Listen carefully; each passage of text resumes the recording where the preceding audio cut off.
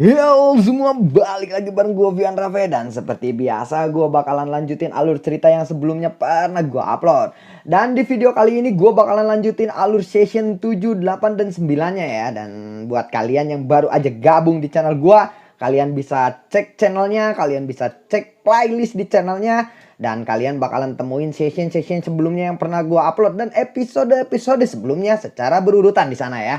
Oke, tanpa banyak basa-basi lagi, yuk kita langsung cek this out aja alur ceritanya.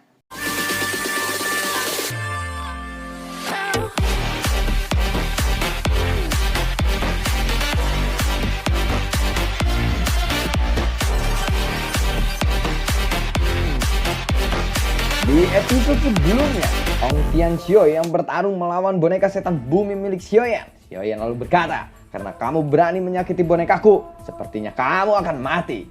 Bola meriam spiritual tiba-tiba melesat dari belakang Hong Tianxiao. Hong Tianxiao segera berbalik. Doki di seluruh tubuhnya meledak. Pedang lalu diayunkan ke arah boneka meriam spiritual. Bola meriam spiritual itu tiba-tiba meledak. Buar! Seteguk darah lalu dimuntahkan oleh Hong Tianxiao. Hong Tianxiao lalu berkata, "Xiaoyan, ini adalah dendam antara kamu dan Papiliun Angin Petir. Ini tidak ada hubungannya denganku. Aku hanya diperintah oleh mereka," ucap dari Hong Tianxiao. Mendengar itu Xiaoyan lalu berkata, "Apakah kamu pikir aku akan percaya?" Ucap dari Xiaoyan. "Xiaoyan, klan Hong memang bersalah. Katakan apa yang kamu inginkan, aku akan memberikannya," ucap dari Hong Tianxiao. Mendengar itu Xiaoyan sedikit tertarik. Yang aku inginkan ya? Ucap dari Xiaoyan. "Ya, klan Hong, aku pasti akan mengerahkan semua tenaga untuk memenuhi keinginanmu. Setelah itu mungkin kita bisa menjadi teman," ucap dari Hong Tianxiao. Baiklah, ucap dari Xiaoyan. Angin yang menakutkan tiba-tiba muncul di belakang Hong Tianxiao. Merasakan kekuatan angin di belakangnya, Hong Tianxiao segera berteriak, "Xiaoyan bangsat, kamu berani menipuku," ucap dari Hong Tianxiao. Hong Tianxiao lalu segera mengayunkan pedangnya menebas lengan boneka setan bumi. Boneka setan bumi melangkah maju dan segera memegang Hong Tianxiao. Doki merah api melonjak keluar dari tubuh Hong Tianxiao. Hong Tianxiao lalu berkata, "Kamu tidak akan bisa membunuhku dengan mudah," ucap dari Hong Tianxiao. Doki di tubuh Xiaoyan melonjak, api hijau muncul, menusuk ke arah Hong Tianxiao. Spring buar! Xiaoyan meletakkan tangan di kepala Hong Tianxiao. Tubuh spiritualnya segera tertarik keluar. Hong Tianxiao segera berteriak, "Xiaoyan bangsat, aku akan mati bersamamu," ucap dari Hong Tianxiao. Namun sebelum tubuh spiritual Hong Tianxiao menghancurkan diri, kekuatan spiritual agung keluar dari tubuh Xiaoyan, menabrak tubuh spiritual Hong Tianxiao. Tubuh spiritual Hong Tianxiao berubah menjadi ilusi. Xiaoyan meraih tubuh spiritual Hong Tianxiao dan segera menghilangkan kesadarannya. Xiaoyan dengan cepat mengeluarkan botol giok dan memasukkan tubuh spiritual Hong Tianxiao ke dalamnya. Segel api ditempatkan di mulut botol. Setelah itu Xiaoyan menyimpan tubuh Hong Tianxiao ke cincin penyimpanannya. Xiaoyan lalu meraih boneka setan bumi dan segera menyimpannya. Xiaoyan pun perlahan menghilang dari langit. Xiaoyan tiba-tiba muncul di belakang Han Sui dan Han Yue. Dia lalu berkata, "Setelah ini kemungkinan Papiliun Angin Petir tidak akan lagi menggunakan klan Han sebagai sandera selama klan Han tidak memberitahu keberadaanku," ucap dari Xiaoyan. Han Sui dan Han Yue dengan cepat menoleh. Han Sui segera bertanya, "Itu artinya kamu tidak akan kembali lagi ke sini?" tanya dari Han Sui. Xiaoyan tersenyum dan berkata, "Aku telah menyinggung Papiliun Petir Angin. Jika aku melibatkan kalian semua, kemungkinan masalah hari ini akan terjadi lagi. Saat kekuatanku mencapai tingkat di mana aku tidak takut lagi dengan Papiliun Petir Angin, aku akan datang mengunjungi klan Han lagi," ucap dari Xiaoyan. Han Yue lalu berkata, "Xiaoyan, terima kasih banyak. Klan Han akan mengingat semua bantuanmu ini," ucap dari Han Yue. Senior Han Yue benar-benar terlalu sopan. "Aku hanya menyelesaikan masalah yang aku buat.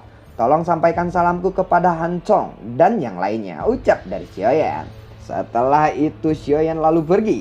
Setelah Xiaoyan menghilang, Han Sui segera memeluk Han Yue dan mulai menangis. Sosok Han Feng muncul di pintu masuk halaman. Namun ketika dia melihat Han Sue yang menangis, dia hanya bisa menghela nafas. Tatapannya melihat ke langit. Dia lalu bergumam, "Teman kecil Xiaoyan, terima kasih atas bantuanmu. Kami pasti akan membalasmu di masa depan," ucap dari Han Fei di dalam hatinya. Sementara itu, Xiaoyan berhenti sejenak di luar kota Tianbei. Setelah terbang hampir beberapa ratus kilometer, tubuh Xiaoyan tiba-tiba bergetar. Aura yang merasuki tubuhnya segera menyebar dengan cepat. "Waktunya sudah habis ya," ucap dari Xiaoyan. "Kekuatan yang kamu tunjukkan kali ini terlalu ganas. Hal ini mengakibatkan beberapa luka muncul di tubuhmu. Kamu harus cepat pulih. Jika tidak, efek sampingnya mungkin akan tertinggal. Selain itu, kamu harus menggunakan kekuatan spiritualku sesedikit mungkin. Kecuali itu adalah saat yang kritis. Setiap kali kamu menggunakan kekuatan spiritualku, rohku yang tersisa tertinggal di dalam tubuhmu. Jika ini terus terjadi, kemungkinan mereka akan membentuk perlawanan terhadap jiwamu. Jiwamu tidak akan bisa menyatu sempurna dengan tubuh fisikmu," ucap dari Tian Honzunze. Mendengar itu, Xiaoyan lalu berkata, "Sepertinya mulai sekarang aku harus lebih berhati-hati," ucap dari Xiaoyan. Setelah itu dia memasuki gua. Dengan cepat dia lalu duduk.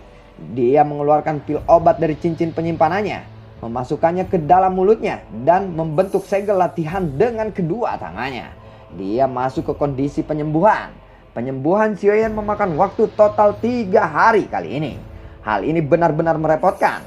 Xiaoyan saat menemukan jejak spiritual yang tersisa ini, Xiaoyan menutup matanya saat dia tetap berada di dalam gunung. Matanya perlahan terbuka dan auranya kembali ke kondisi puncaknya. Jejak spiritual yang tersisa ini mungkin merepotkan, tetapi masih bisa dihilangkan. Aku ingat, sepertinya ada beberapa pil obat yang bisa menghilangkannya, ucap dari Xiaoyan. Dia lalu mengeluarkan cincin penyimpanan hitamnya yang ditinggalkan oleh Yalau. Di dalamnya ada beberapa formula obat yang dikumpulkan Yalau selama hidupnya. Ini adalah harta karun yang Yalau tinggalkan untuk Xiaoyan. Xiaoyan lalu mencari selama hampir 1 jam. Akhirnya dia menemukan sebuah gulungan kuno berwarna hitam. Pil pembersih jiwa, pil obat tingkat 6 puncak. Ia mampu membersihkan tubuh dari semua kekuatan spiritual yang bukan miliknya. Selain itu, dia juga memiliki efek memelihara kekuatan spiritual seseorang. Bahan-bahan untuk membuat pil ini adalah rumput pembersih tubuh, buah penggabungan jiwa api es, biji teratai roh air. Xiaoyan membaca gulungan itu dan memasukkan semua formasi ke dalam formula obat ke dalam pikirannya. Pil obat tingkat 6 puncak ini adalah tingkat tertinggi. Namun bahan-bahan obatnya mungkin sedikit tidak lazim dan langka. Tetapi itu mungkin bisa mendapatkannya jika aku mencarinya dengan sungguh-sungguh. Jejak spiritual yang tersisa di tubuhnya mengalami kesulitan untuk mencapai banyak hal. Masih ada cukup waktu, ucap dari Xiaoyan. Xiaoyan menghela nafas lega setelah dia menemukan cara untuk menyelesaikan masalahnya. Lalu 4 gulungan berwarna perak muncul di depannya. Keempat gulungan ini diperoleh dari tangan 4 sesepuh dari Paviliun Angin Petir Utara. Kemungkinan ketiganya adalah bagian dari tubuh ilusi 3000 petir, ucap dari Xiaoyan. Dia lalu menjentikan jarinya dan memanggil boneka iblis buminya. Setelah itu dia melemparkan gulungan itu. Boneka itu segera menangkap gulungan dan membukanya sesuai perintahnya. Beng beng beng beng beng beng, 2000. Sepertinya yang telah diperkirakan Xiaoyan, bagian dalam gulungan itu menyembunyikan kekuatan yang dahsyat. Boneka iblis bumi terpental, terbang akibat ledakan ini. Orang-orang dari Paviliun Petir Angin ini semuanya sangat berbahaya, ucap dari Xiaoyan. Xiaoyan lalu memberikan isyarat dengan tangannya dan 3 gulungan berwarna perak ditarik kembali. Kekuatan spiritualnya dengan cepat memasuki salah satu dari mereka. Sekitar setengah jam kemudian, kekuatan spiritual Xiaoyan perlahan mundur dari gulungan keempat. Tetapi dia masih belum sepenuhnya mengerti bagaimana cara memulai metode pelatihannya. Benda ini memang sangat merepotkan. Setelah aku mendapatkan 3000 api pembakaran, aku akan menyerang Paviliun Petir Angin dan membuat orang di sana menyerahkan metode pelatihan ini, ucap dari Xiaoyan. Dia lalu mengembalikan gulungan itu ke cincin penyimpanannya. Aku hanya bisa menyimpan benda ini untuk sementara waktu. Sekarang aku telah membuat Paviliun Petir Angin menjadi marah dan aku hanya bisa bersembunyi di sini. terlebih dahulu. Aku harus menemukan kota dan lubang transportasi dan meninggalkan daerah ini. Wilayah utara begitu besar, bahkan papiliun petir angin tidak akan bisa menemukanku. Setelah aku meninggalkan area kekuasaan papiliun petir angin, aku akan segera menemukan bahan untuk membantu Tian Hunzunze memperbaiki tubuhnya. Dia pasti akan sangat membantu. Selain itu, aku juga harus memikirkan cara untuk menembus kelas Do Huang dan maju ke kelas Dozong dengan cepat. Akan lebih baik jika ini terjadi sebelum Pil Gathering dimulai, ucap dari Xiaoyan. Kota perubahan tulang, kota yang tidak lebih kecil dari kota Tianbei, namun itu cukup jauh dari kota Tianbei. Xiaoyan berhenti sejenak di kota ini untuk beristirahat. Xiaoyan berjalan perlahan ke dalam sebuah toko. Ada seseorang lelaki tua di toko itu. Kekuatan orang tua ini baru saja mencapai kelas Dozi. Apakah kamu berencana untuk membeli peta? Tanya orang tua itu. Beri aku peta paling tepat dari wilayah utara yang kamu miliki, ucap dari Xiaoyan. Anak muda, ini adalah peta yang kamu minta. Ini adalah yang paling detail yang dibuat oleh tokoku. Dan nilainya 30.000 koin emas, ucap dari orang tua itu. Dia menyerahkan petanya kepada Xiaoyan. 30.000 koin emas ya, ucap dari Xiaoyan. Xiaoyan membuka peta dan mempelajarinya sedikit. Dan peta itu memang agak detail. Xiaoyan merasa dia terlalu malas untuk berdebat dengan lelaki tua itu. Dia lalu menyerahkan koin emas yang dibutuhkan. Dia lalu berbalik dan pergi. Anak muda, tolong tunggu, ucap orang tua itu. Xiaoyan mendengar itu, dia lalu berkata, ada apa? Kamu benar-benar terlihat asing. Kamu bukan orang sini, bukan? Apakah kamu juga di sini karena ingin pergi ke kolam darah Gunung Surgawi di Pegunungan Mata Surga? Ucap dari orang tua itu. Pegunungan Mata Surgawi, kolam darah Gunung Surgawi? Tanya dari Xiaoyan. Apakah kamu tidak tahu tentang mata surga dan kolam Gunung Surgawi? Ucap dari orang tua itu. Aku baru saja tiba di wilayah utara baru-baru ini. Oleh karena itu, aku tidak terlalu tahu dengan segala sesuatu di sekitar sini. Bisakah Tuan memberitahuku tentang itu? Ucap dari Xiaoyan. Kolam darah Gunung Surgawi di Pegunungan Mata Surga sangat terkenal. Ada beberapa orang di wilayah utara daratan tengah yang tidak menyadarinya. Ada desas-desus bahwa setiap 3 tahun gelombang energi alami muncul di puncak gunung berapi di pegunungan. Setelah air pasang berikutnya, danau gunung surga di dalam gunung berapi diisi dengan cairan merah yang sangat misterius. Selain itu, kolam darah Gunung Surgawi ini hanya ada selama 5 hari saja. Setelah itu kolam itu benar-benar menghilang lagi, ucap dari pria tua itu. Apa gunanya kolam darah itu? Tanya dari Xiaoyan. Dikabarkan kolam darah itu bisa membantu beberapa ahli di puncak kelas Dohuang untuk menembus kelas Dozong. Terlebih lagi jika seseorang ahli Dozong memasuki kolam itu akan membasuh dan memperkuat tubuhnya dan meningkatkan kekuatannya. Bagaimanapun efek dari kumpulan darah itu sangatlah misterius. Setiap 3 tahun pegunungan Mata Surga dipenuhi dengan banyak orang di wilayah utara daratan tengah serta tempat-tempat lain di sana. Kolam ini akan muncul bulan depan. Oleh karena itu ada banyak orang yang bergegas ke pegunungan Mata Surga baru-baru ini. Namun pegunungan Mata Surga sangatlah luas. Ada banyak binatang ajaib peringkat tinggi di dalamnya. Puncak gunung ini juga diselimuti kabut sepanjang tahunnya. Karena itu jika kamu ingin pergi ke sana, kamu bisa membeli peta Gunung Mata Surga dariku. Harganya hanya 40.000 koin emas. Dengan bantuan peta itu, kamu akan bisa mencapai puncak gunung sebelum orang lain.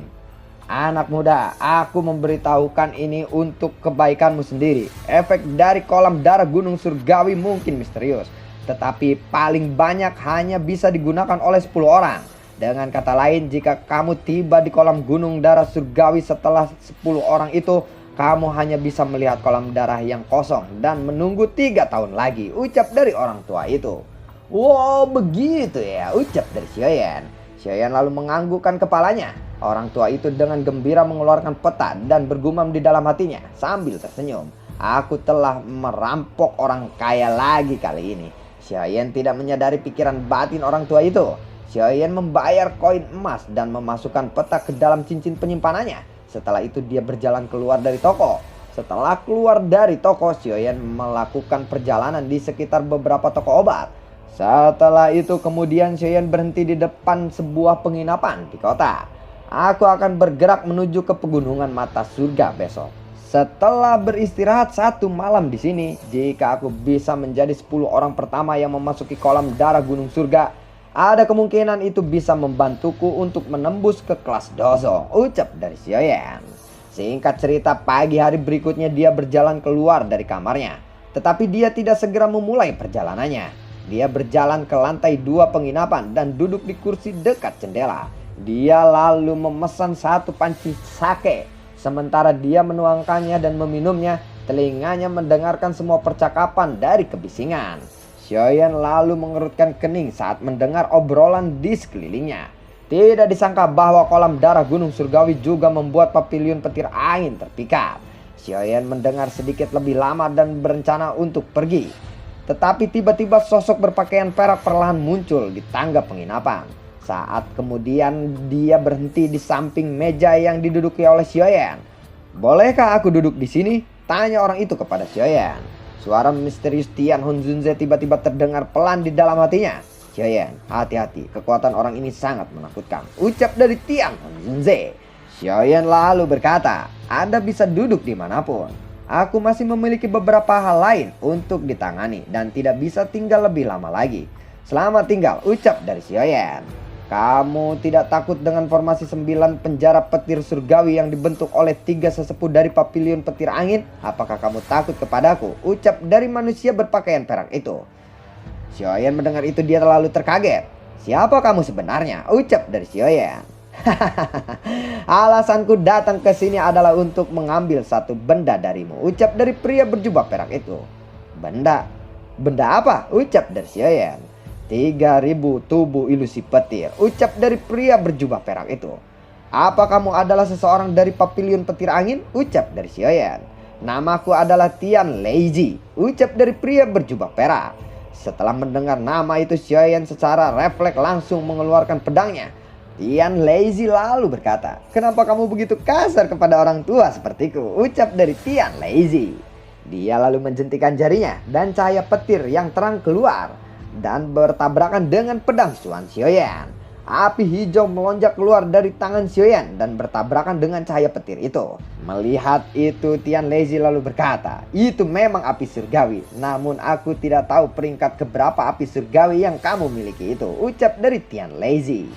Xiaoyan dengan cepat menyimpan pedangnya setelah tahu serangannya sia-sia, dan dia keluar dari jendela. Sayap di punggungnya muncul dan akhirnya dia berubah menjadi seberkas cahaya yang melesat keluar kota.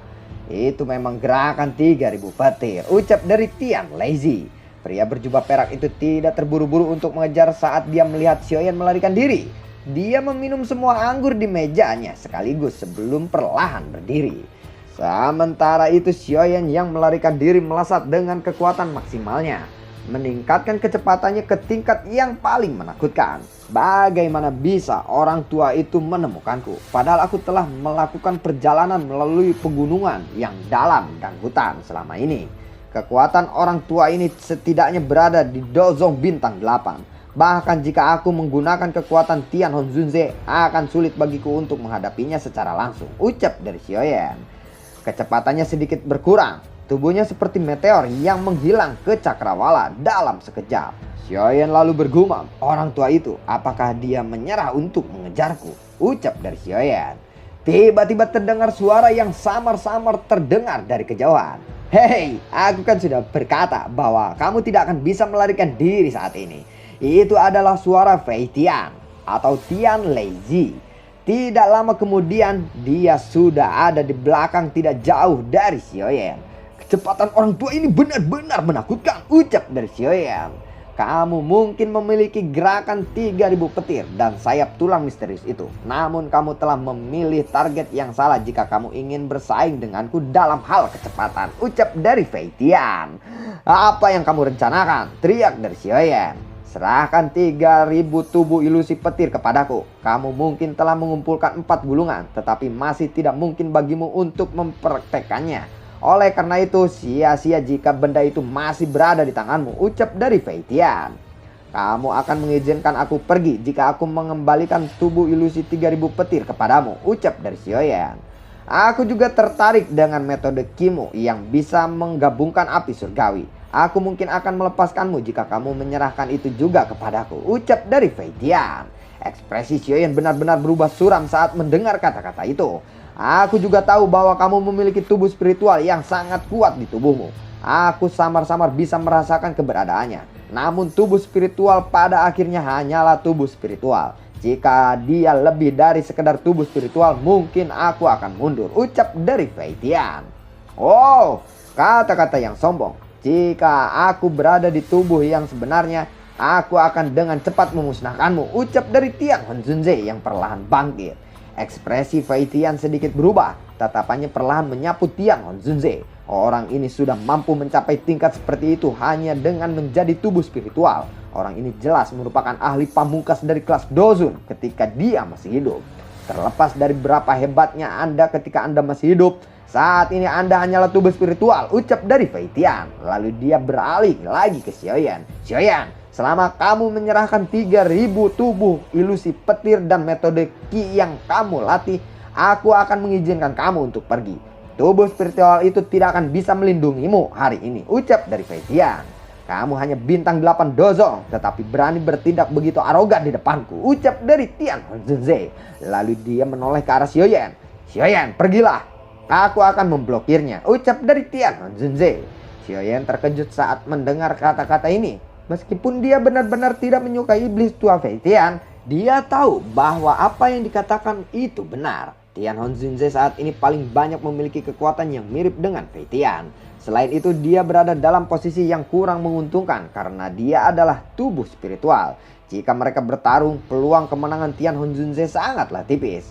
Tenang, aku tahu batasanku sendiri. Aku hanya akan memblokirnya untuk sementara waktu. Kamu tidak perlu khawatir.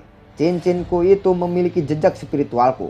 Aku punya metode sendiri untuk menemukannya lagi, ucap dari Tian Honzunze. Xiaoyan ragu-ragu sejenak ketika dia mendengarkannya, tetapi dia segera mengangguk. Sudah bertahun-tahun sejak aku bertarung dengan seseorang. Izinkan aku untuk menguji keterampilanmu hari ini, ucap dari Tian Honzunze. Terlepas dari bagaimana kamu memblokirku, Xiaoyan pada akhirnya tidak akan bisa lepas dari telapak tanganku, ucap dari Fei Tian. Tubuhnya bergetar dan cahaya petir yang terang memancar darinya. Lalu awan di langit di atas berangsur-angsur menjadi gelap. Setan tua ini benar-benar telah mencapai tahap di mana dia bisa menggunakan dokinya sendiri untuk berkomunikasi dengan energi alam. Tangan Fei Tian terulur ke depan. Cahaya petir menyambar dan tombak panjang dari petir itu muncul. Tian Honzunze tidak takut meskipun melihat kemampuan Fei Tian ini sangatlah kuat. Dia tertawa terbahak-bahak dan tubuhnya bergerak. Lalu pedang panjang spiritual menembus ke depan sambil membentuk banyak riak spiritual. Fei Tian tertawa menghadapi serangan Tian Honzunze. Tombak petir di tangannya diayunkan dengan keras. Dentang, denting, buar. Suara tabrakan yang jelas bergema di seluruh langit. Kekuatan yang bertabrakan antara keduanya sangatlah menakutkan. Sosok Xiaoyan bergegas ke depan seperti sinar cahaya. Dia juga merasakan sedikit perubahan di langit yang tidak jauh di belakangnya. Namun dia tidak berbalik. Tian Honzunze telah berusaha keras untuk memberinya waktu. Jika aku kembali, itu adalah keputusan yang paling bodoh. Bajingan tua, aku akan mengingat dendam hari ini. Aku pasti akan membalas dendam di masa depan, ucap dari Xiaoyan. Niat membunuh bergejolak di hati Xiaoyan. Namun kecepatannya tidak berkurang sedikit pun. Setelah 20 menit berlalu, kekuatan spiritual muncul di samping Xiaoyan. Ternyata itu adalah Tian Honzunze. Pergilah dengan cepat. Kecepatan orang ini sangat menakutkan. Kemungkinan dia akan menyusul dalam waktu singkat, ucap dari Tian Honzunze. Mendengar itu Xiaoyan lalu mengangguk. Tetapi sebuah pikiran tiba-tiba melintas di hatinya. Dia berbicara dengan suara yang serius. Ada yang tidak beres. Aku punya firasat bahwa orang tua itu telah mengunci lokasiku. Sepertinya aku memiliki sesuatu yang mengarahkannya ke lokasi kita, ucap dari Xiaoyan. Mendengar ini Tian Honzunze juga mengangguk sambil berpikir keras. Tidak heran orang itu berani mengatakan bahwa Xiaoyan tidak akan bisa melarikan diri darinya. Aku yakin tubuhku tidak memiliki segel pelacak. Namun dia masih mengetahui lokasiku. Dengan kata lain, itu adalah sesuatu yang lain, ucap dari Xiaoyan. Segera setelah itu dia melambaikan tangannya dan 4 gulungan berwarna perak muncul di tangannya. Tatapannya menatap tajam pada gulungan itu. Apakah karena gulungan ini? Ucap dari Xiaoyan. Lalu Xiaoyan melemparkan gulungan itu sekuat tenaga. Keempat gulungan itu secara melesat ke 4 arah yang berbeda. Berubah menjadi 4 cahaya perak. Sut, sut, sut, sut. Ping, ping, ping, ping. Bajingan tua, aku ingin tahu bagaimana sekarang kamu akan mengejarku. Ucap dari Xiaoyan. Lalu bagaimanakah kelanjutan ceritanya? Nantikan konten gue berikutnya dan semoga sehat selalu untuk kalian. Gue tidak lupa untuk berterima kasih sama kalian yang selalu mendukung channel ini dari awal hingga akhir. Dan gue selalu berterima kasih buat kalian yang sudah mendonasikan sedikit rezekinya lewat link Saweria di bawah kolom deskripsi.